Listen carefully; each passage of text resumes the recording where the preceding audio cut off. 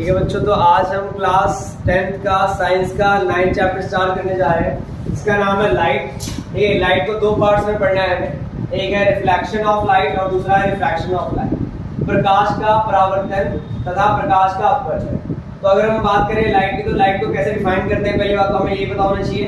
तो लाइट क्या होता है? Light is a form of energy. प्रकाश ऊर्जा का ही एक रूप होता है जो हमें देखने के काबिल बनाता है। ठीक है, तो हम कह सकते हैं light is a form of energy which enable us to see. Clear है? अब यहाँ पर सबसे पहले हमें बात करनी है इसके बारे में, प्रॉपर्टीज ऑफ लाइट के बारे में, प्रकाश के गुणधर्म के बारे में। सबसे पहले जो प्रॉपर्टी है वो क्या है? Light is a electromagnetic radiation, so it does not require any medium to travel from one point to another point। मतलब इसने क्या कहा है? प्रकाश, इसे अगर मैं हिंदी में बताऊं, प्रकाश एक विद्युत चुंबकीय तरंग है जिसे एक बिंदु से दूसरे बिंदु तक जाने के लिए किसी माध्यम की जरूरत नहीं पड़ती है। अब यहाँ पर मेन पॉइंट आता है कि हमारे पास ये जो दिया गया है इलेक्ट्रोमैग्नेटिक का मतलब क्या होता है। इलेक्ट्रोमैग्नेटिक का मतलब क्या होता है? तो हमारे पास ना लाइट में क्या होती है? इलेक्ट्रिक फील्ड भी होती है और मैग्नेटिक फील्ड भी होती है। ठीक है, दोनों फील्डें होती हैं लाइट में, इसलिए उसे क्या कहा जाता है? इलेक्ट्रोमैग्नेटिक कहा जाता है। रेडिएशन का मतलब क्या होता है? रेडिएशन का मतलब होता है एनर्जी। तो लाइट में इलेक्ट्रिक फील्ड भी होती है, मैग्नेटिक फील्ड भी होती है, और वो एक एनर्जी का फॉर्म है, इसलिए उसे क्या कहा जाता है? इलेक्ट्रोमैग्नेटिक रेडिएशन कहा जाता है। ठीक है, तो अब यहाँ पर क्वेश्चन आता है कि भैया इलेक्ट्रिक फील्ड क्या होता है, मैग्नेटिक फील्ड क्या होता है? तो बेटा चुंबक तो सबने देखा है, तो चुंबक के आसपास क्या होता है? एक फील्ड होता है। चुंबक के आसपास एक फील्ड होता है, उस फील्ड में अगर कोई दूसरा चुंबक आ जाता है तो उसे खींच लेता है या तो उसे वो दूर भगा देता है। ठीक है, तो उसी फील्ड को हम मैग्नेटिक फील्ड कहते हैं, और सेम बिल्कुल चार्ज के साथ होता है। ठीक है, चार्ज मैंने क्या हो गया? चार्ज की बात कर रहा हूँ, मतलब मैं यहाँ पर इलेक्ट्रॉन की बात कर रहा हूँ। इलेक्ट्रॉन हो गया, प्रोटॉन हो गया, ये चार्ज पार्टिकल है। तो जैसे इलेक्ट्रॉन है, इलेक्ट्रॉन के आसपास भी क्या होता है? अपना एक फील्ड होता है। अगर इस फील्ड में कोई दूसरा इलेक्ट्रॉन आ गया तो ये उसे दूर भगा देगा, या कोई प्रोटॉन आ गया तो ये उसे अट्रैक्ट कर देगा। ठीक है, तो इलेक्ट्रॉन के आसपास का वो फील्ड जिसमें वो किसी दूसरे पे फोर्स लगा पाए, उस फील्ड को ही हम क्या कहते हैं? उस फील्ड को ही हम इलेक्ट्रिक फील्ड कहते हैं। और ऐसे बिल्कुल मैग्नेटिक फील्ड होता है, मैग्नेट के आसपास का वो फील्ड जिसमें वो किसी दूसरे मैग्नेट पर फोर्स लगा पाए, उसे मैग्नेटिक फील्ड कहते हैं। तो अब यहाँ पर लाइट में क्या होता है? दोनों चीजें होती हैं, इलेक्ट्रिक और मैग्नेटिक फील्ड दोनों चीजें होती हैं, इसलिए उसे इलेक्ट्रोमैग्नेटिक रेडिएशन कहते हैं। ठीक है, और किसी भी इलेक्ट्रोमैग्नेटिक रेडिएशन को ट्रैवल करने के लिए किसी मीडियम की जरूरत नहीं पड़ती है। आपको एक ऐसा आंसर कि भैया मीडियम क्या होता है? तो मीडियम वो होता है जिससे लाइट होकर ट्रैवल कर रही है। जैसे यहाँ पर अभी लाइट पानी से होकर ट्रैवल कर रही है, तो हम कहेंगे पानी क्या है? एक मीडियम है। अगर एयर से होकर ट्रैवल कर रही है तो हम कह सकते हैं कि एयर क्या है? एक मीडियम है। लेकिन स्पेस में अगर हम बात करें, लाइट जो आ रही है वो स्पेस से होते हुए आ रही है, अंतरिक्ष से होते हुए आ रही है, और अंतरिक्ष में कुछ भी नहीं होता। ठीक है, तो इसका मतलब क्या हुआ कि लाइट को एक जगह से दूसरी जगह जाने के लिए किसी मीडियम की जरूरत नहीं होती है। ठीक है, प्रकाश को एक जगह से दूसरी जगह जाने के लिए किसी माध्यम की जरूरत नहीं होती है, वही इस पॉइंट पे लिखा गया है। अगर मैं अगले पॉइंट की बात करूं तो अगला पॉइंट क्या बोला है कि लाइट कास्ट शैडो, जो प्रकाश है वो क्या कर सकता है? वो परछाई बना सकता है। उसके बाद अगली प्रॉपर्टी की बात करें तो light travel in a straight line until is in one medium. प्रकाश सीधी चलती है जब तक कि वो एक माध्यम में रहती है। प्रकाश सीधी चलेगी, प्रकाश की किरण जो होती है वो सीधी चलती है जब तक कि वो एक माध्यम में है, एक मीडियम में। जैसी वो एक मीडियम से दूसरे मीडियम में चली जाएगी वो मुड़ जाएगी। कहने का मतलब क्या है बेटा? कहने का मतलब ये है कि लाइट अभी एयर में, जैसी वो एयर से वाटर में जाएगी तो क्या हो जाएगी? मुड़ जाएगी। ठीक है, तो यही बात यहाँ पर पॉइंट बताया गया है। उसके बाद अगले पॉइंट की बात करें तो light travel with speed 3 × 10⁸ metre पर सेकंड। प्रकाश की किरण 3 × 10⁸ मीटर पर सेकंड की स्पीड से चलती है। कहने का मतलब क्या है? 3 लाख किलोमीटर पर सेकंड। एक सेकंड बोलते ही लाइट कितना डिस्टेंस ट्रैवल कर लेती है? 3 लाख किलोमीटर डिस्टेंस ट्रैवल कर लेती है। क्लियर है? ठीक है, यहाँ तक आ गया सबको समझ में? ठीक है, चलो अच्छा इसे कट कर सकते हैं। ठीक है, तो अब हमें पढ़ना है light has dual nature. Light का डुअल नेचर होता है, प्रकाश की दोहरी प्रकृति होती है। प्रकाश की दोहरी प्रकृति कहने का मतलब क्या है कि लाइट जो है वो पार्टिकल नेचर भी शो करता है और वो वेव नेचर भी शो करता है। लाइट के यहाँ पर दो नेचर होते हैं बेटा। लाइट के दो नेचर कहने का मतलब क्या है, यहाँ पर ये पार्टिकल नेचर भी दिखाएगा, ये पार्टिकल नेचर भी दिखाएगा और ये वेव नेचर भी दिखाएगा। ठीक है, इसे हिंदी में कहते हैं तरंगीय प्रकृति। ये तरंगीय प्रकृति भी दिखाएगा और ये कणों की प्रकृति भी दिखाएगा, कणों की प्रकृति भी दिखाएगा। तो अभी यहाँ पर इसे कैसे बताया गया है कि पार्टिकल नेचर शो करता है। तो यहाँ पर हमने देखा कि लाइट ऐसे एक्सपेरिमेंट कर देता है, लाइट ऐसे एक्सपेरिमेंट कर देता है जो सिर्फ कौन कर सकता है, जो एक पार्टिकल ही कर सकता है। लाइट ऐसे एक्सपेरिमेंट कर देता है जो सिर्फ एक पार्टिकल ही कर सकता है, इसलिए हम कहते हैं कि लाइट जो है वो पार्टिकल नेचर का है। फिर हम क्या देखते हैं कि लाइट ऐसे एक्सपेरिमेंट कर देता है, लाइट यहाँ पर ऐसे एक्सपेरिमेंट कर देता है जो सिर्फ कौन कर सकता है, जो सिर्फ एक वेव कर सकता है। लाइट ऐसे एक्सपेरिमेंट कर देता है जो सिर्फ एक वेव कर सकता है, तो हम कहते हैं कि लाइट वेव नेचर का है। ऐसे यहाँ पर लाइट ऐसे एक्सपेरिमेंट कर देता है जो सिर्फ पार्टिकल ही कर सकता है, तो हम कहते हैं कि लाइट पार्टिकल नेचर का है। तो इस तरीके से यहाँ पर डिफाइन किया जाता है कि लाइट जो होता है वो उसका डुअल नेचर होता है। ठीक है, प्रकाश के पास दोहरी प्रकृति होती है, कणों की प्रकृति भी होती है और तरंगों की प्रकृति भी होती है। अब इसके बाद हमें बात करनी है किसके बारे में, अब यहाँ पर बात करनी है लाइट जब किसी सरफेस पे गिरती है तो वहां पर तीन फेनोमेनास होते हैं, तीन घटनाएं होती हैं। पहली घटना क्या होती है, पहला रिफ्लेक्शन होता है, दूसरा क्या होता है बेटा रिफ्रैक्शन होता है, और तीसरा क्या होता है अब्जॉर्प्शन होता है। पहला जो होगा प्रोसेस यहाँ पर वो परावर्तन का होता है, दूसरा अपवर्तन होता है, तीसरा अवशोषण होता है। अगर इस सतह पर ये गिरती है तो ये तीन चीजें हो सकती है। तो सबसे पहले हम बात करेंगे यहाँ पर रिफ्लेक्शन ऑफ लाइट के बारे में। तो रिफ्लेक्शन ऑफ लाइट को हम हिंदी में कहते हैं प्रकाश का परावर्तन, और इसे कैसे बताया गया है, the bouncing back of a light from a reflecting surface. एक परावर्तक सतह से लाइट का टकराकर वापस आ जाना, ये प्रकाश का परावर्तन कहलाता है। अब ये परावर्तक सतह क्या होता है, तो बेटा वो सभी चीजें जिसको आप देख पा रहे हो, तो वहां से लाइट टकराकर वापस आ रही है। अगर लाइट टकराकर वहां से वापस ना आए तो वो चीज आपको दिखाई ही नहीं देगी। ये क्लियर है, जो भी चीज आप देख पा रहे हो वो सब रिफ्लेक्टिंग सरफेस है।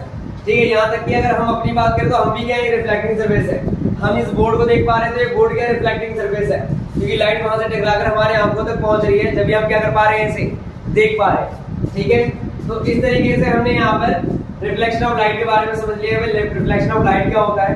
अब यहाँ पर लॉज ऑफ रिफ्लेक्शन के बारे में हमें जानना है, लॉज ऑफ रिफ्लेक्शन क्या होता है। तो लॉज ऑफ रिफ्लेक्शन को पढ़ने से पहले प्रकाश के परावर्तन, प्रकाश का जो परावर्तन का नियम है उसको पढ़ने से पहले हमें यहाँ पर कुछ बेसिक चीजें पढ़नी पड़ेगी। तो बेटा वो बेसिक चीजें क्या है, तो कुछ इस तरीके से है कि यहाँ पर हमारे पास पहले तो क्या होगा, हमारे पास सबसे पहले एक रिफ्लेक्टिंग सरफेस होगा। जो आप ये देख रहे हैं, ये मैं क्या कर रहा हूँ, मैं यहाँ पर कोटिंग कर रहा हूँ। ठीक है, कोटिंग करना माने क्या होता है, परत चढ़ाना। ठीक है, परत चढ़ाई जा रही है, और परत किसकी चढ़ाई जा रही होगी, किसी चमकीले धातु की, किसी शाइनिंग मेटल की परत चढ़ाई जा रही होगी। और जिस तरफ परत चढ़ती है उसके अपोजिट साइड क्या होता है, वो रिफ्लेक्टिंग होता है। उसका अपोजिट साइड जो होता है वो रिफ्लेक्टिंग होता है। अगर मैंने लाइंस यहाँ ड्रॉ करी है तो बेटा उसका दूसरा साइड जो होगा वो रिफ्लेक्टिंग हो जाएगा। अभी यहाँ पर क्या होता है, लाइट फॉल कर रही है, तो जो लाइट फॉल कर रही होती है उसे इंसिडेंट लाइट रे कहते हैं, और हिंदी में उसे आपतित किरण कहते हैं। ठीक है बेटा, तो जिस पॉइंट पर ये गिरती है, जिस बिंदु पर ये गिरती है, उस बिंदु को क्या कहते हैं, पॉइंट ऑफ इंसिडेंस कहते हैं, आपतन बिंदु कहते हैं। उस पॉइंट ऑफ इंसिडेंस से क्या करना होता है बेटा, हमको एक परपेंडिकुलर ड्रॉ करना होता है। उस परपेंडिकुलर को हम नॉर्मल कहते हैं, उस लंब को हम अभिलंब कहते हैं। फिर उसके बाद यहाँ पर क्या देखते हैं हम, यहाँ से जो लाइट रे है वो टकराकर वापस जा रही होती है, जो प्रकाश की किरण है वो टकराकर वापस जा रही होती है, और उस लाइट रे को हम रिफ्लेक्टेड लाइट रे कहते हैं, परावर्तित किरण कहते हैं। फिर उसके बाद हम देखते हैं कि नॉर्मल और इंसिडेंट लाइट रे के बीच में क्या हो रहा है बेटा, एक एंगल बन रहा है, और उस एंगल को आई से दिखाते हैं। और बेटा उस एंगल का जो नाम होता है उसे कैसे बताया जाता है, वो होता है एंगल ऑफ इंसिडेंस। क्या कहते हैं बेटा, इसे एंगल ऑफ इंसिडेंस कहा जाता है, और इसे हिंदी में आपतन कोण कहते हैं, इसे हिंदी में आपतन कोण कहा जाता है।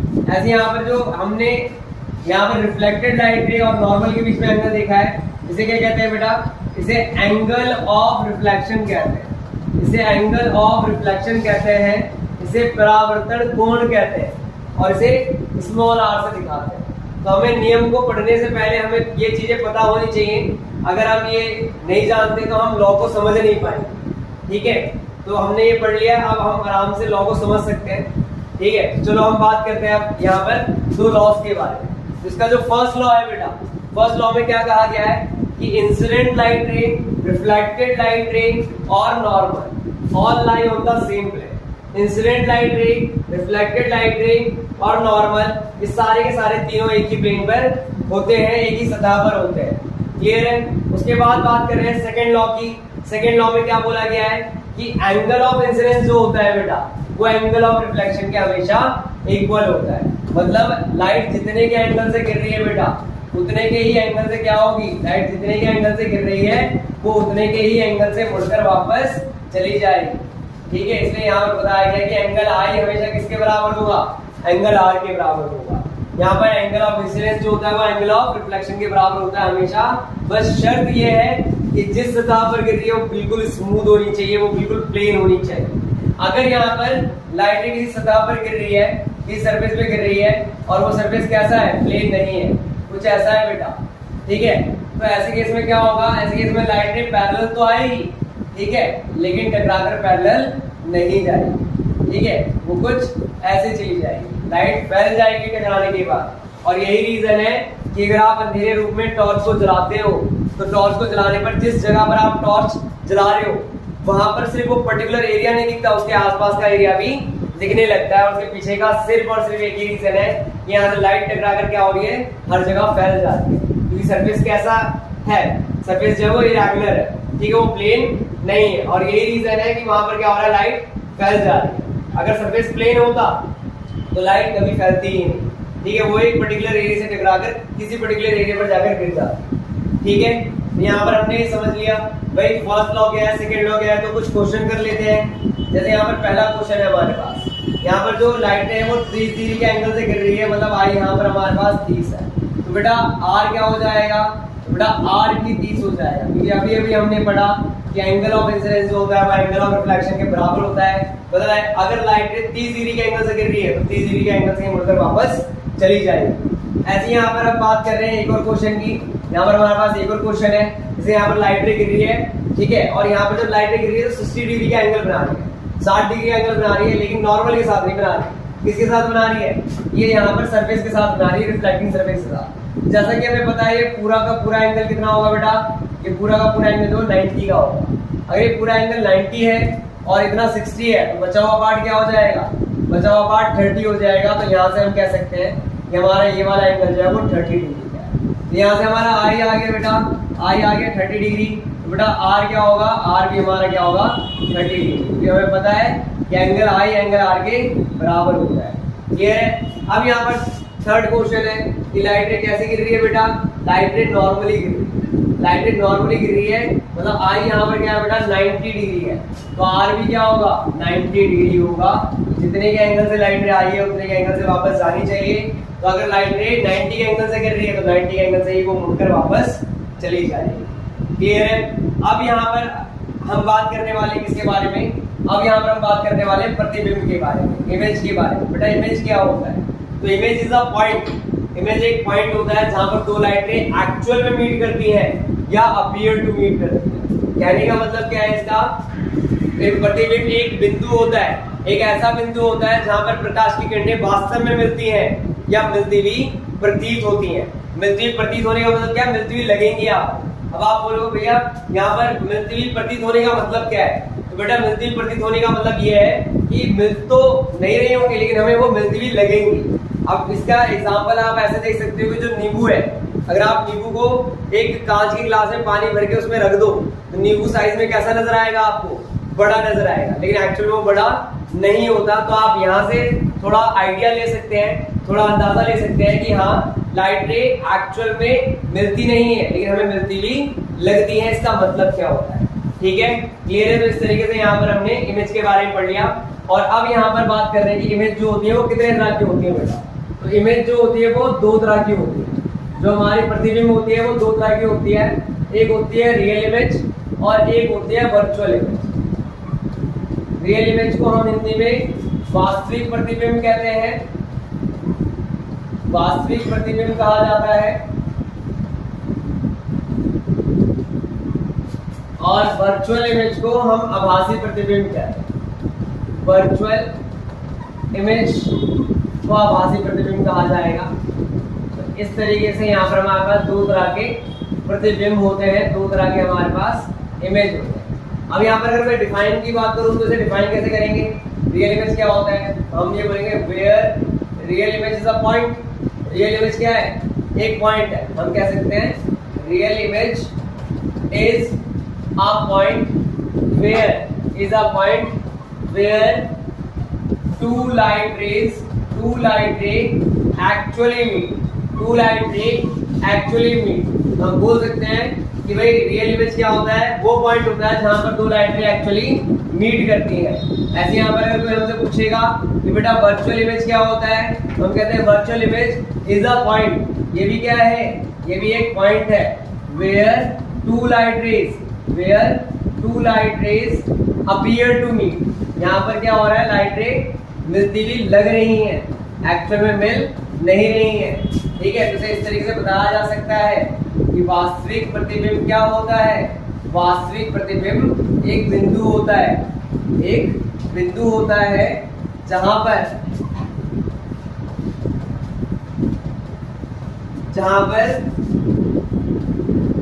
दो प्रकाश की किरणें वास्तव में मिलती हैं। ये किरणें वास्तव में मिलती हैं। और अगर मैं इस वाले में डेफिनेशन की बात करूं तो मैं क्या बोल सकता हूं? आभासी प्रतिबिंब वह बिंदु होता है जहां पर दो प्रकाश की किरणें मिलती हुई प्रतीत होती हैं। यहाँ पर तो वास्तव में मिल रही है, लेकिन यहाँ पर क्या लिखेंगे? मिलती हुई प्रतीत होती है। ठीक है, तो अब इसके बाद अगर मैं आगे वाले पॉइंट की बात करूं तो आगे पॉइंट क्या आ जाएगा? यहाँ पर ये एक पॉइंट हो गया। दूसरा पॉइंट ये हो जाएगा real image can be obtain on screen. बेटा इसे स्क्रीन पे देखा जा सकता है। वास्तविक प्रतिबिंब को पर्दे पर देखा जा सकता है।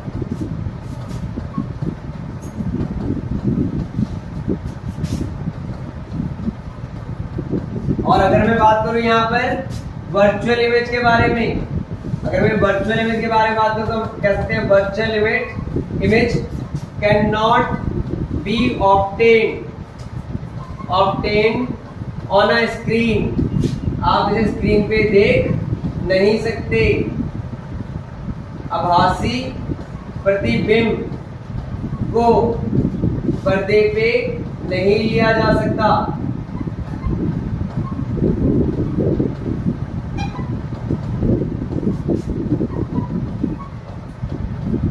और एक चीज और है इसमें, ये रियल इमेज हमेशा कैसी बनती है? इन्वर्टेड। रियल इमेज हमेशा इन्वर्टेड होती है। ये प्रतिबिंब हमेशा कैसा बनता है? उल्टा बनता है। और अगर मैं यहाँ पर बात कर रहा हूँ बेटा किसकी? अगर मैं यहाँ पर बात कर रहा हूँ वर्चुअल इमेज की, तो बेटा वर्चुअल इमेज हमेशा कैसा बनता है? इरेक्ट बनता है। ये हमेशा प्रतिबिंब सीधा बनता है। ठीक है, तो ये तीन डिफरेंस हो गए हैं वर्चुअल इमेज और रियल इमेज में।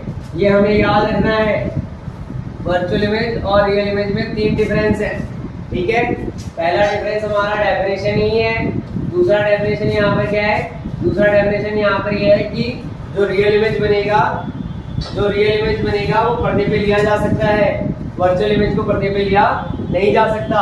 रियल इमेज हमेशा उल्टा होता है और वर्चुअल इमेज हमेशा सीधा होता है। ठीक है।